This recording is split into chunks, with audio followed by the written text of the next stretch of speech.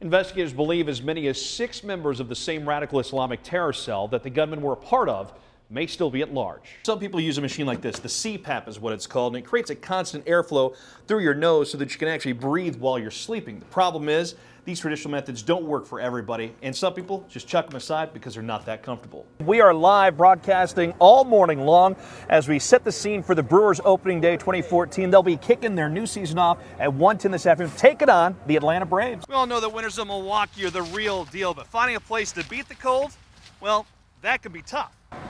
But once you get inside the domes, it's pretty easy to see why it's such a draw. I mean, take a look. This is nice. Well, it's one of the worst residential neighborhood fires in many, many years in Boise. Let me go ahead and step out of the way and show you just what we're talking about. And I'm Nate Kuester, and here's what we've been working on while you were sleeping. Matt Doyle has been following a house fire that required a risky rescue to free a young boy from a fiery basement. But first, let's go and talk about your forecast here at the top of the 5 o'clock hour. Meteorologist Rebecca Schultz checking in now with that information you'll be able to use on the day. Good morning, Rebecca. CBS 58's Matt Doyle is live on the senior 77th and Villard with new details. Matt, what can you tell us? More than a year after a Milwaukee woman disappeared without a trace, the man last seen with her is scheduled to be sentenced in court. However, it's for unrelated crimes. Chris Zacco turned 40 years old 10 days ago behind bars. Prosecutors identified Zacco as the prime suspect in the disappearance of this woman, Kelly Dwyer. Now, he's never been charged in connection with that case. However, police did find drugs and child pornography when they searched his apartment. He was convicted on the porn charges in November and later pleaded guilty to 3 drug charges, 1 felony, and 2 misdemeanors. Kelly Dwyer disappeared in October of 2013. Zacco told police she left his apartment alone after the pair had done drugs together.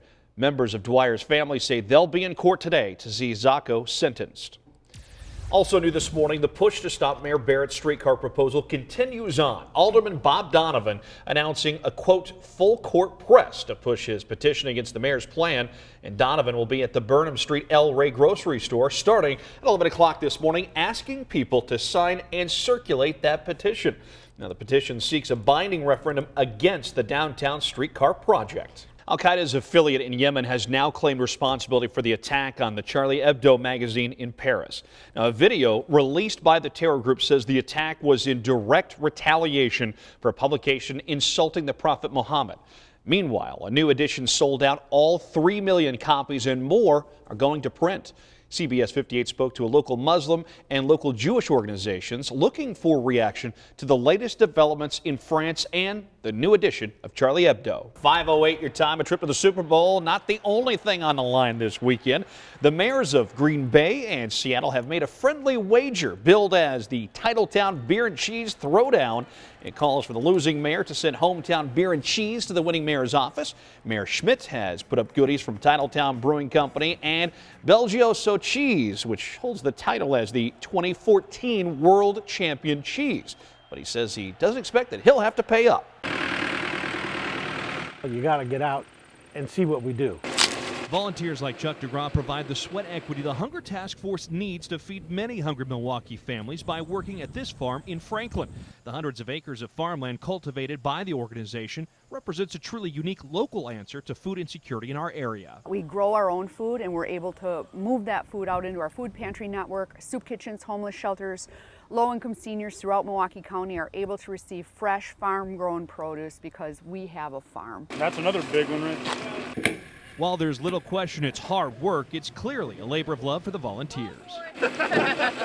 Very rewarding for me because I'm doing something for people, but I'm also, selfishly doing something for myself. This group of volunteers is hard at work picking corn by hand at the Hunger Task Force farm here, and though they're such a small group,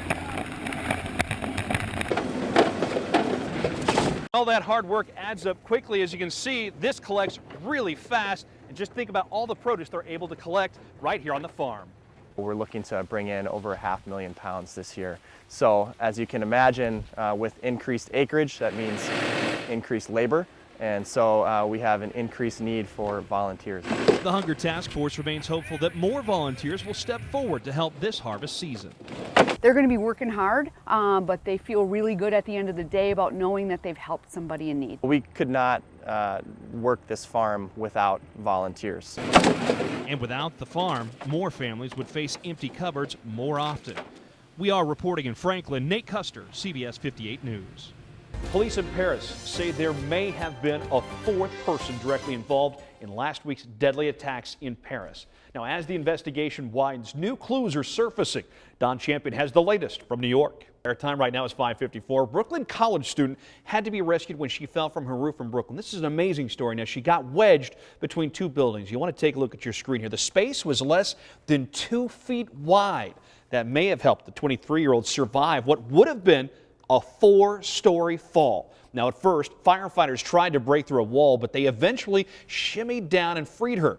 The rescue took about 45 minutes. She was bleeding, and she did break her leg. It's 5:55 now. It's music's biggest night, and the 57th Annual Grammy Awards and CBS 58 want to send you and a friend. And members of both teams have stayed far away from trash talking. In fact, they've even been singing the praises of one another. And CBS 58's Marciana Hester joining us here with what players are saying and not saying ahead of the big game on Sunday. Marciana. We've made this a real attraction in the downtown area. The Milwaukee Public Market offers a lot of different items for tastes of many varieties, and it usually generates quite the reaction for first-time visitors from both near as well as far.